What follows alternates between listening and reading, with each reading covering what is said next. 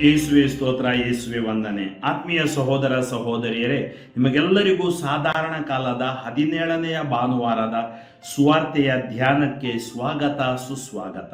ಇಂದು July 30ನೆಯ ತಾರೀಕು. ಪ್ರಾರ್ಥಿಸೋಣ. ಸ್ತುತಿಗಳ ಮಧ್ಯೆ ವಾಸಿಸುವ ತಂದೆಯಾದ ದೇವರೇ, ನಿಮ್ಮ ನಾಮಕ್ಕೆ ಅನಂತ ಕೋಟಿ ಸ್ತುತಿ ಸ್ತೋತ್ರ ವಂದನೆಗಳನ್ನು ಸಲ್ಲಿಸುತ್ತೇನೆ ಪ್ರಭುವೆ. ಈ ದಿನ ಈ ಸ್ವಾರ್ತೆ ಆಲಿಸುವಾಗ ಈ ಸ್ವಾರ್ಥೆಯನ್ನು ಆಲಿಸಲು ನಮಗೆ ಬೇಕಾದ ಪವಿತ್ರಾತ್ಮರ ಜ್ಞಾನವನ್ನು ಕರುಣಿಸಿರಿ, ಪವಿತ್ರಾತ್ಮರನ್ನು ನಮ್ಮ ಮೇಲೆ ಕಳುಹಿಸಿರಿ. ಈ ಸ್ವಾರ್ಥ ನಮಗೆ ಸೌಖ್ಯ ತರಲಿ, ಬಿಡುಗಡೆ ತರಲಿ ಮತ್ತು ಆಶೀರ್ವಾದವಾಗಿ ಮಾರ್ಪಡಲಿ. ಯೇಸು ನಾಮದಲ್ಲಿ ಪ್ರಾರ್ಥಿಸುತ್ತೇವೆ, ಆಮೆನ್. ಅರಸರುಗಳ ಮೊದಲನೆಯ ಪುಸ್ತಕದಿಂದ ವಾಚನ, ಅಧ್ಯಾಯ 3, ವಾಕ್ಯಗಳು 5 ಮತ್ತು 7-12.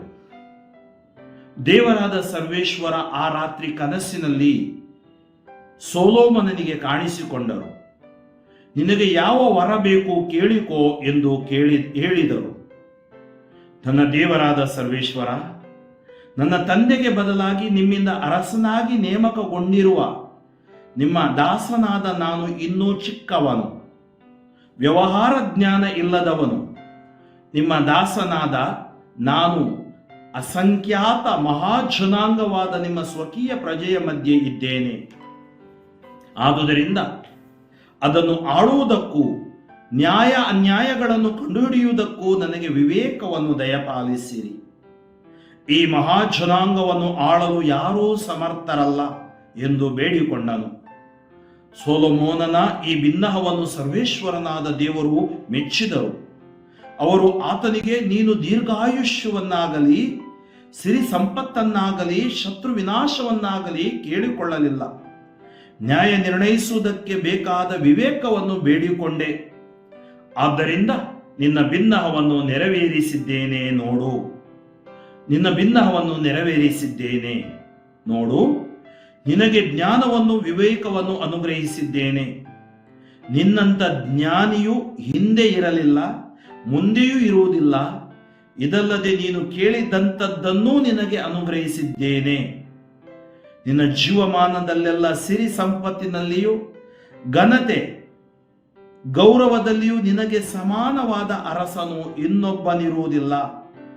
ನೀನು ನಿನ್ನ ತಂದೆ ದಾವೀದನಂತೆ ನನ್ನ ಮಾರ್ಗದಲ್ಲೇ ನಡೆದು ನನ್ನ ಆಜ್ಞಾವಿಧಿಗಳನ್ನು ಕೈಗೊಳ್ಳುವುದಾದರೆ ನಿನ್ನ ಆಯುಷ್ಯವನ್ನು ಹೆಚ್ಚಿಸುವೆನು ಎಂದರು. ಸೊಲೊಮೋನನು ನಿದ್ರೆಯಿಂದ ಎಚ್ಚೆತ್ತಾಗ ಅದು ಕನಸೆಂದು ತಿಳಿದುಕೊಂಡನು.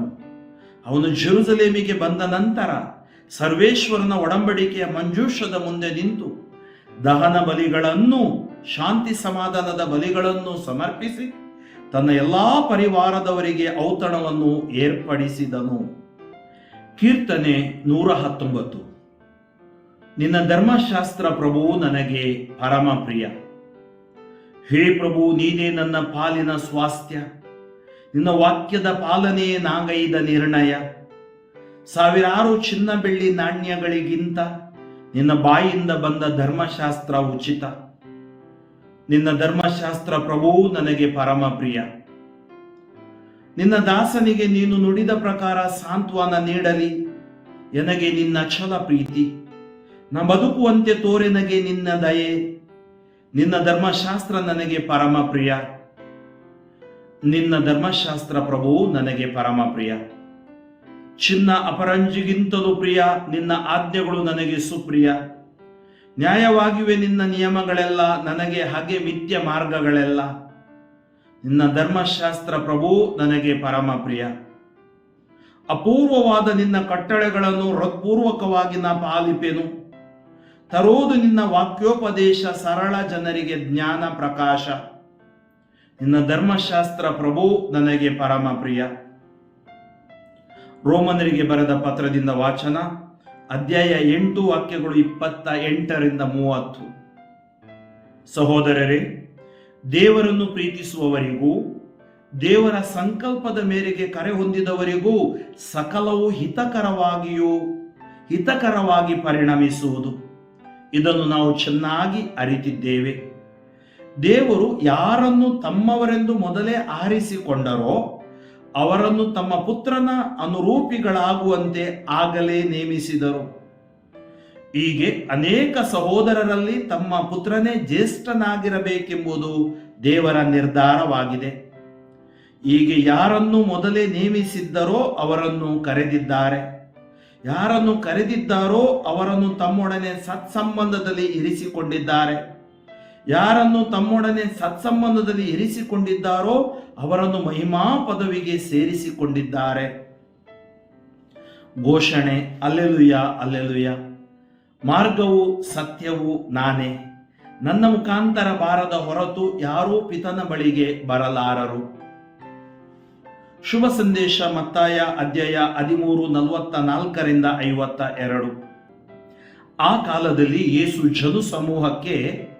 ಜನಸಮೂಹಕ್ಕೆ ಹೀಗೆಂದರು, ಸ್ವರ್ಗ ಸಾಮ್ರಾಜ್ಯವನ್ನು ಹೊಲದಲ್ಲಿ ಹೂಳಿಟ್ಟ ನಿಧಿಗೆ ಹೋಲಿಸಬಹುದು. ಇದನ್ನು ಒಬ್ಬನು ಪತ್ತೆ ಹಚ್ಚಿ ಅಲ್ಲಿಯೇ ಮುಚ್ಚಿಡುತ್ತಾನೆ. ತನಗಾದ ಸಂತೋಷದಿಂದ ಹೋಗಿ ತನಗೆ ಇದ್ದು ಬದ್ದುದೆಲ್ಲವನ್ನು ಮಾರಿ ಆ ಹೊಲವನ್ನೇ ಕೊಂಡು ಬಿಡುತ್ತಾನೆ. ಸ್ವರ್ಗ ಸಾಮ್ರಾಜ್ಯವನ್ನು ಉತ್ತಮವಾದ ಮುತ್ತು ರತ್ನಗಳನ್ನು ಹುಡುಕಿಕೊಂಡು ಹೋಗುವ ವರ್ತಕನಿಗೂ ಹೋಲಿಸಬಹುದು. ಅನರ್ಘ್ಯವಾದ ಒಂದು ಮುತ್ತನ್ನು ಕಂಡ ಕೂಡಲೇ ವರ್ತಕ ತನ್ನ ಆಸ್ತಿಪಾಸ್ತಿಯನ್ನು ಮಾರಿ ಆ ಮುತ್ತನ್ನು ಕೊಂಡುಕೊಳ್ಳುತ್ತಾನೆ. ಸ್ವರ್ಗ ಸಾಮ್ರಾಜ್ಯವನ್ನು ಒಂದು ಮೀನು ಬಲೆಗೆ ಹೋಲಿಸಬಹುದು. ಬೆಸ್ತರು ಬಲೆಯನ್ನು ಸಮುದ್ರದಲ್ಲಿ ಬೀಸಿ ಎಲ್ಲಾ ಜಾತಿಯ ಮೀನುಗಳನ್ನು ಹಿಡಿಯುತ್ತಾರೆ. ಬಲೆ ತುಂಬಿದ ಮೇಲೆ ಅದನ್ನು ದಡಕ್ಕೆ ಎಳೆದು ಕುಳಿತುಕೊಂಡು ಒಳ್ಳೆಯ ಮೀನುಗಳನ್ನು ಮಾತ್ರ ಆರಿಸಿಕೊಂಡು ಬುಟ್ಟಿಗೆ ಹಾಕಿಕೊಳ್ಳುತ್ತಾರೆ, ಕೆಟ್ಟವನ್ನು ಎಸೆದು ಬಿಡುತ್ತಾರೆ. ಕಾಲಾಂತ್ಯದಲ್ಲಿ ಇದರಂತೆಯೇ ಆಗುವುದು. ದೇವದೂತರು ಹೊರಟು ಬಂದು ದುರ್ಜನರನ್ನು ಸಜ್ಜನರಿಂದ ಬೇರ್ಪಡಿಸುವರು, ದುರ್ಜನರನ್ನು ಅಗ್ನಿಕುಂಡದಲ್ಲಿ ಹಾಕುವರು. ಅಲ್ಲಿ ಅವರು ಕಟಕಟನೆ ಹಲ್ಲು ಕಡಿದುಕೊಂಡು ಗೋಳಾಡುವರು. ಇದೆಲ್ಲ ನಿಮಗೆ ಅರ್ಥವಾಯಿತೇ ಎಂದು ಯೇಸು ಸ್ವಾಮಿ ಕೇಳಿದರು. ಶಿಷ್ಯರು ಅರ್ಥವಾಯಿತು ಎಂದರು. ಆಗ ಯೇಸು ಹಿಂತಿರಲು, ಸ್ವರ್ಗ ಸಾಮ್ರಾಜ್ಯದಲ್ಲಿ ಶಿಷ್ಯನಾಗಿರುವ ಪ್ರತಿಯೊಬ್ಬ ಶಾಸ್ತ್ರಜ್ಞನು ಮನೆಯ ಯಜಮಾನ ಇದ್ದ ಹಾಗೆ. ಅವನು ತನ್ನ ಉಗ್ರಾಣದಿಂದ ಹೊಸ ಹಾಗೂ ಹಳೆಯ ವಸ್ತುಗಳನ್ನು ಹೊರಗೆ ತರುತ್ತಾ ಇರುತ್ತಾನೆ ಎಂದರು.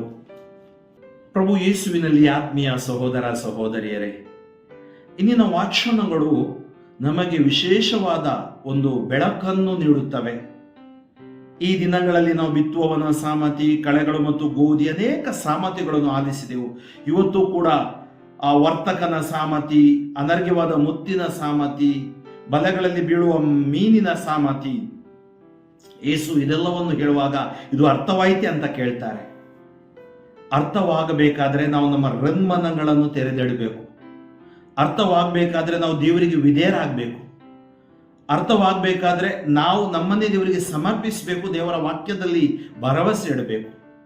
ಮಾತ್ರವಲ್ಲ, ನಮ್ಮ ಅಂತಿಮ ದಿನದ ಅಥವಾ ಅಂತ್ಯ ಹೇಗೆ ಬರುತ್ತೆ ಅದರ ಕುರಿತು ಎಚ್ಚರಿಕೆಯೂ ಕೂಡ ದೇವರು ನಮಗೆ ತಿಳಿಸುತ್ತಾರೆ. ನಾವು ಈ ಲೋಕದವರು ಮಾತ್ರವಲ್ಲ, ನಾವು ಸದಾ ಜೀವಿಸುವ, ನಿತ್ಯ ಜೀವ ಜೀವಿಸುವ ಆ ಲೋಕ, ಸ್ವರ್ಗ ಲೋಕದ ಕುರಿತು ಎಷ್ಟು. ಇಲ್ಲಿ ನಾವಿರೋದು ಹೇಳ್ತೀವಿ, ಇಲ್ಲಿರೋದು ಸುಮ್ಮನೆ, ಅಲ್ಲಿ ನಮ್ಮ ಮನೆ ಅಂತೀವಿ.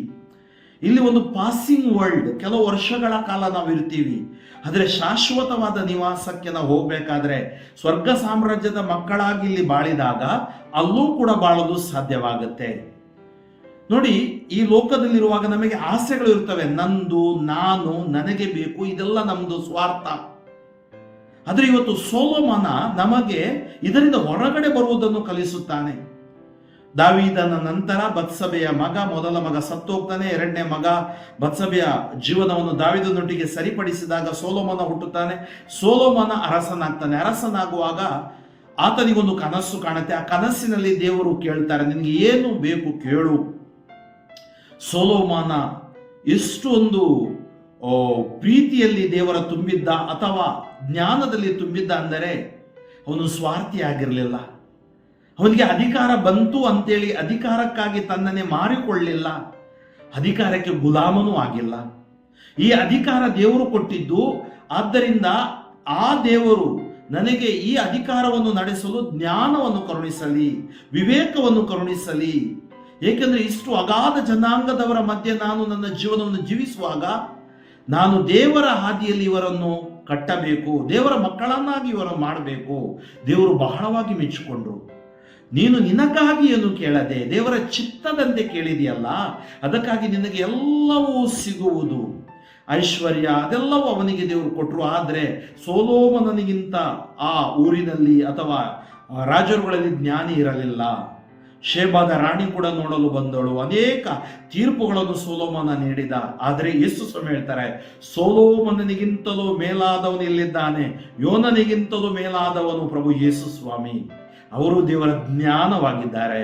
ಅವರೇ ನಮ್ಮ ಜ್ಞಾನ ಮತ್ತು ವಿವೇಕ ಸಂಪತ್ತು, ಸಿರಿ ಸಂಪತ್ತು ಅವರಲ್ಲಿ ಅಡಗಿದೆ. Is the source of wisdom and understanding. ಅದರಿಂದ ಸೊಲೊಮೋನನನ್ನು ಕೇಳಿದ್ದು ದೇವರಿಗೆ ಮೆಚ್ಚುಗೆ ಆಯಿತು. ಆತ್ಮೀಯರೇ, ಇವತ್ತು ಯೇಸು ಕೇಳ್ತಾರೆ, ನಿಮಗೆ ಅರ್ಥವಾಯಿತೆ? ಈಗ ನಮಗೆ ಅರ್ಥವಾಯ್ತಾ? ಯಾಕೆ ನಾವು ಈ ವಾಚನಗಳನ್ನು ಓದ್ತಾ ಇದ್ದೀವಿ? ನಮಗೆ ನಮ್ಮ ಸ್ವಾರ್ಥ ಅಲ್ಲ, ನಾವು ದೇವರ ಚಿತ್ತದಂತೆ ಮಾಡಬೇಕು, ದೇವರ ಚಿತ್ತದಂತೆ ಜೀವಿಸಬೇಕು. ದೇವರ ಚಿತ್ತದಂತೆ ನಮ್ಮ ಜೀವನವನ್ನು ರೂಪಿಸಿದಾಗ ಬಲಹೀನತೆಗಳು ಇದ್ರೂ ದೇವರು ಅವುಗಳನ್ನು ಮನ್ನಿಸಿ ನಮ್ಮನ್ನು ಆಶೀರ್ವದಿಸಿ ಕಾಪಾಡಿ ರಕ್ಷಿಸುತ್ತಾರೆ. ಇಂದಿನ 2ನೇ ವಾಚನದಲ್ಲಿ ನಾವು ಆಲಿಸಿದೆವು, ದೇವರು ನಮ್ಮನ್ನು ತಮ್ಮ ಪುತ್ರನ ಅನುರೂಪಿಗಳಾಗುವಂತೆ ನೇಮಿಸಿದರು. ನೋಡಿ, ದೇವರು ನಮ್ಮನ್ನು ಕರೆದಿದ್ದಾರೆ. ಮೊದಲೇ ಹೀಗೆ ಯಾರನ್ನು ಮೊದಲೇ ನೇಮಿಸಿದ್ದಾರೋ ಅವರನ್ನು ಕರೆದಿದ್ದಾರೆ. ಯಾರನ್ನು ಕರೆದಿದ್ದಾರೋ ಅವರನ್ನು ತಮ್ಮೊಡನೆ ಸತ್ಸಂಬಂಧದಲ್ಲಿ ಇರಿಸಿಕೊಂಡಿದ್ದಾರೆ. ಯಾರನ್ನು ತಮ್ಮೊಡನೆ ಸತ್ಸಂಬಂಧದಲ್ಲಿ ಇರಿಸಿಕೊಂಡಿದ್ದಾರೋ ಮಹಿಮಾ ಪದವಿಗೆ ಸೇರಿಸಿಕೊಂಡಿದ್ದಾರೆ. ದೇವರ ಕರೆ ನಮಗೆಲ್ಲರಿಗೂ ಸಿಕ್ಕಿದೆ. ಸೊಲೊಮೋನನಂತೆ ನಿಸ್ವಾರ್ಥವಾಗಿ ನಾವು ಪ್ರಾರ್ಥಿಸೋಣ. ವಿಶೇಷವಾಗಿ ಇಂದಿನ ಈ ಸಾಮತಿಗಳಲ್ಲಿ ಹೇಗೆ ಅನರ್ಘ್ಯವಾದ ಅಥವಾ ಆ ಅತಿ ಅಪಾರವಾದ ಬೆಲೆಯುಳ್ಳ ವಸ್ತುವನ್ನು ಕೊಂಡುಕೊಳ್ಳಲು ಅವನು ಇದ್ದು ಬದ್ದುದೆಲ್ಲ ಮಾರಿ ಆ ಹಣವನ್ನು ತಂದು ಹೊಲವನ್ನು ಕೊಂಡುಕೊಳ್ಳುತ್ತಾನೋ, ಹಾಗೇನೆ ಸ್ವರ್ಗ ಸಾಮ್ರಾಜ್ಯದ ಪ್ರಜೆಗಳಾಗಿ ನಾವು ಬಾಳಬೇಕು. ಎಲ್ಲವನ್ನು ಬಿಟ್ಟು ಈ ಲೋಕದ ಆಶೆ ಆಲೋಚನೆಗಳು ಅಥವಾ ಈ ಲೋಕದ ಗುಲಾಮರಾಗದೆ, ಲೋಕ ಬೇಕು ನಮಗೆ, ಅದರ ಗುಲಾಮರಾಗದೆ, ತಾವರೆ ಕೆಸರಿನಲ್ಲಿದೆ ಆದರೆ ತಾವರೆಗೆ ಕೆಸರು ತಾಗುವುದಿಲ್ಲ. ಹಾಗೆ ಈ ಲೋಕದ ಕೆಸರಿನಿಂದ ನಾವು ಬಿಡುಗಡೆ ಹೊಂದಿ, ಅಂದ್ರೆ ಪಾಪದಿಂದ, ನೈತಿಕತೆ, ಅಕ್ರಮದಿಂದ ಬಿಡುಗಡೆ ಹೊಂದಿ ಪ್ರಭುವಿನ ಪ್ರೀತಿಯ ಪ್ರಜೆಗಳಾಗಿ, ದೇವರ ಮಕ್ಕಳಾಗಿ ನಾವು ಬಾಳತಕ್ಕದ್ದು. ಮತ್ತು ನಮಗೆ ದೇವರು ತಯಾರಿಸಲ್ಪಟ್ಟ ಆ ರಾಜ್ಯದೊಳಗೆ ನಾವು ಪ್ರವೇಶಿಸಲು ನಾವು, ನಮ್ಮ ಕುಟುಂಬ, ನಮ್ಮ ಧರ್ಮ ಕೇಂದ್ರ, ನಮ್ಮ ಮಕ್ಕಳು ಮತ್ತು ಎಲ್ಲರೂ ಅದನ್ನು ಪಡೆಯುವಂತೆ ಇಂದಿನ ಈ ಒಂದು ಧ್ಯಾನದಲ್ಲಿ ನಾವು ಪ್ರಾರ್ಥಿಸೋಣ. ದಯಾಮಯ ದೇವರು ನಮ್ಮೆಲ್ಲರನ್ನು ಅರಸಿ ಆಶೀರ್ವದಿಸಿ ಕಾಪಾಡಲಿ ಮತ್ತು ನಿತ್ಯ ಜೀವದೆಡೆಗೆ ನಮ್ಮನ್ನು ಅವರು ನಡೆಸಲಿ, ಅವರ ಆತ್ಮರಿಂದ ನಮ್ಮಲ್ಲಿ ತುಂಬಲೆಂದು ಪ್ರಾರ್ಥಿಸುತ್ತೇನೆ. ಸ್ತುತಿಗಳ ಮಧ್ಯೆ ವಾಸಿಸುವ ತಂದೆಯಾದ ದೇವರೇ, ನಿಮ್ಮ ನಾಮಕ್ಕೆ ಅನಂತ ಕೋಟಿ ಸ್ತುತಿ ಸ್ತೋತ್ರ ವಂದನೆಗಳನ್ನು ಸಲ್ಲಿಸುತ್ತೇನೆ.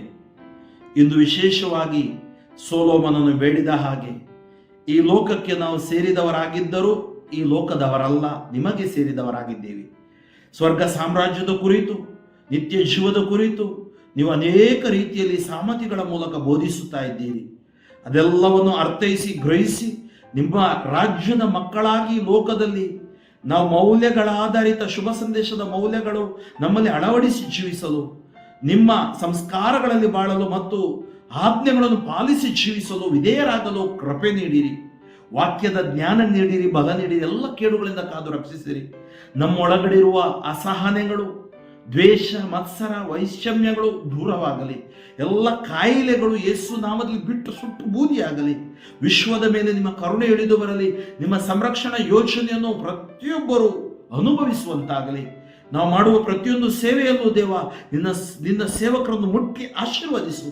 ವಿಶೇಷವಾಗಿ ಎಷ್ಟೋ ಮಂದಿ ವಾಟ್ಸಪ್, ಇಮೇಲ್, ಫೇಸ್ಬುಕ್ ಮೂಲಕ ಪ್ರಾರ್ಥನೆ ಕೇಳಿಕೊಂಡಿದ್ದಾರೆ. ಅವರೆಲ್ಲರ ಪ್ರಾರ್ಥನೆಗಳನ್ನು ಆಲಿಸಿ ಅದ್ಭುತಗಳನ್ನು ಕರುಣಿಸು ಕರ್ತನೆ. ಯೇಸು ನಾಮದಲ್ಲಿ ಪ್ರಾರ್ಥಿಸುತ್ತೇವೆ, ಜೀವವುಳ್ಳ ತಂದೆಯೇ. ಯೇಸು ನಾಮದಲ್ಲಿ ನಿಮಗೆ ಜಯ, ಬಿಡುಗಡೆ, ಸೌಖ್ಯ, ಸ್ವಸ್ಥತೆ ಘೋಷಿಸಿ ಪ್ರಾರ್ಥಿಸುತ್ತೇನೆ. ಆಮೇನ್.